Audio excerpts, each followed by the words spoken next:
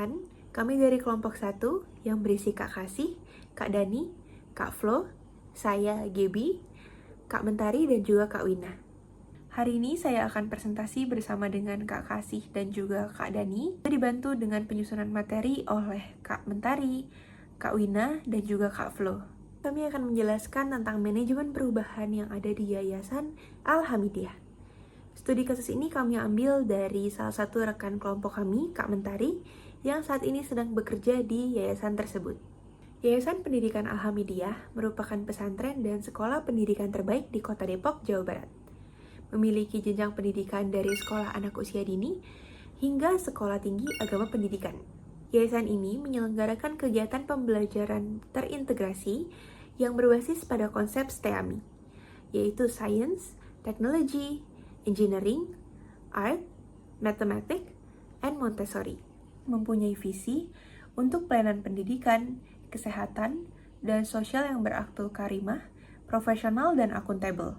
Dengan misi penyelenggaraan pembelajaran bernuansa STEAMI, menyiapkan pendukung pembelajaran yang edukatif, menerapkan iklim organisasi pembelajar, menjalin kerjasama nasional dan internasional, serta penerapan kebijakan satu pintu dengan arah dan tujuan untuk unggul berprestasi, sekolah favorit di Depok, dan peningkatan kepuasan pelanggan.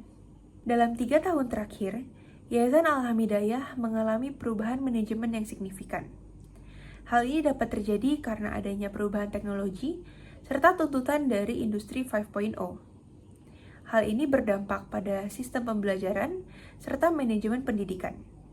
Yang pertama, kita akan membahas tentang perubahan transformasi digital di Al-Hamidiyah. Perubahan transformasi digital bukan hanya mengubah proses administratif menjadi lebih efisien, tetapi juga memberi landasan untuk analisis data yang lebih komprehensif. Dengan adanya data tersebut, pengambilan keputusan berbasis data dapat menjadi lebih akurat dan tepat sasaran. Perubahan transformasi digital terjadi pada fasilitas pembelajaran dan sekolah, serta fasilitas perusahaan. Perubahan yang terjadi pada fasilitas pembelajaran dan sekolah adalah 1. Learning Management System. Yang kedua adalah pembelajaran interaktif. 3. Penilaian digital. Yang keempat adalah sistem terintegrasi. Yang kedua adalah perubahan yang terjadi pada fasilitas perusahaan. Yang pertama ada transformasi proses bisnis. Yang kedua adalah transformasi model bisnis. Yang ketiga ada transformasi budaya dan organisasi. Yang keempat ada transformasi domain bisnis. Kelima adalah transformasi data. Yang keenam adalah transformasi infrastruktur. Selanjutnya akan dilanjutkan oleh Kak Kasih. Kepada Kak Kasih, waktu dan tempat saya persilahkan. Baik Kak Gebi, terima kasih. Saya izin melanjutkan kembali pembahasan kita tentang perubahan yang terjadi di Yayasan Al-Hamidiyah selama 3 tahun terakhir. Di awal, tadi Kak Gebi sudah menjelaskan tentang perubahan yang terjadi di transformasi digital. Di poin kedua kali ini, saya akan membahas tentang perubahan yang terjadi di SMM, Sistem Manajemen Mutu berdasarkan ISO 9001-2015. ISO 9001-2015 itu sendiri menghadirkan beberapa perubahan penting dibandingkan dengan versi sebelumnya, yaitu versi 2008. Standar ini meningkatkan relevansi dan efektivitas penerapan melalui pendekatan sistem yang terintegrasi dan berfokus pada risiko. Dalam poin perubahan kedua kali ini, berikut saya akan jelaskan 3 aspek signifikan perubahan yang terjadi di ISO 9001-2015. Yang pertama adalah struktur standar yang lebih terintegrasi, menggunakan pendekatan high level structure. Selain itu, pada penambahan klausul di versi terbaru 2015 kali ini memudahkan pengelompokan antara proses utama dan proses mendukung, serta menambah kefokusan pada pengelolaan mutu secara komprehensif. Aspek signifikan selanjutnya adalah pendekatan berbasis risiko atau risk-based thinking. Dalam aspek ini, organisasi diharapkan untuk menjadi lebih proaktif dalam mengidentifikasi,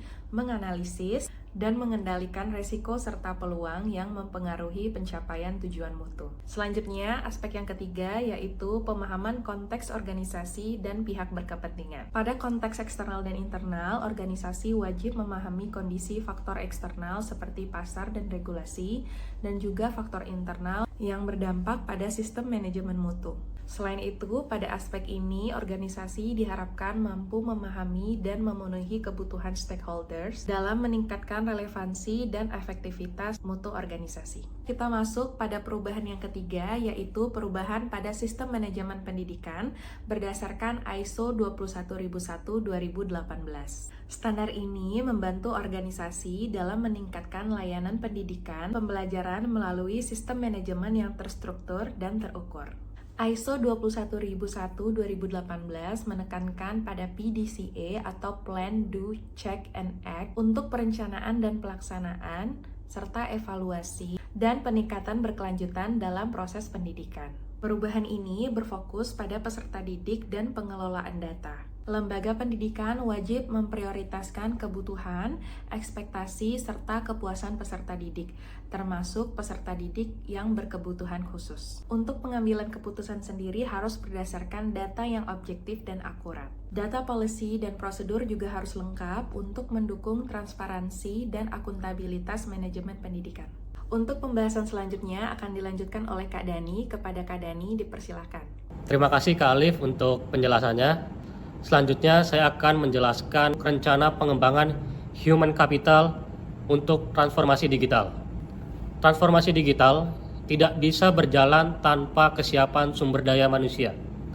Oleh sebab itu, bab 3 ini membahas rencana pengembangan human capital yang terintegrasi dengan standar mutu ISO 9001-2015 dan ISO 21001-2018. Tujuannya adalah membangun fondasi SDM yang tangguh, adaptif, dan siap menghadapi perubahan teknologi yang cepat sambil menjaga kualitas layanan pendidikan. Langkah awal yang dilakukan adalah analisis kesenjangan SDM, terutama pada posisi strategis seperti kepala divisi dan juga kepala departemen di bidang IT dan LPM. Hasilnya menunjukkan bahwa banyak posisi kunci yang masih kosong. Ini menunjukkan bahwa kesiapan organisasi perlu diperkuat dari sisi struktur dan kompetensi SDM untuk mendukung transformasi digital secara menyeluruh.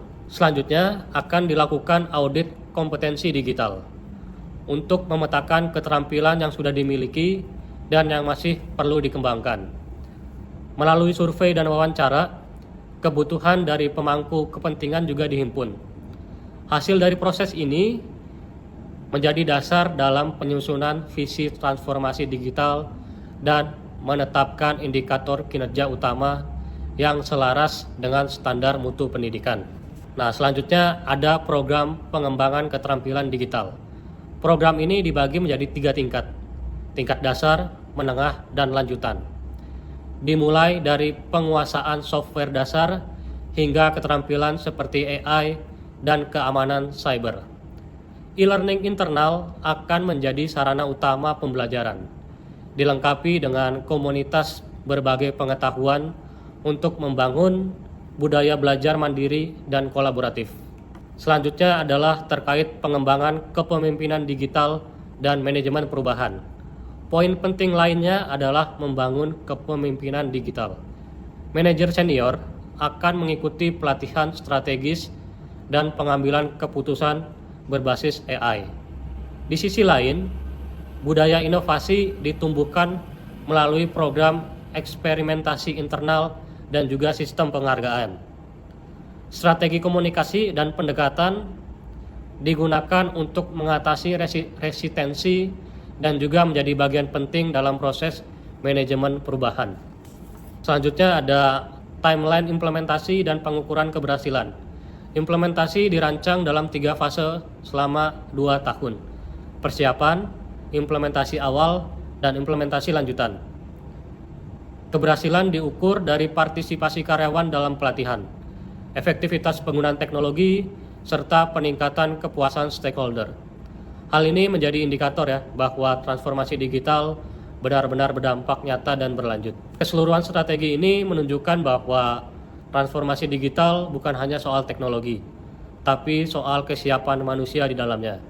Dengan perencanaan yang matang, organisasi dapat tumbuh dengan adaptif, menjaga mutu, dan tetap relevan di era digital.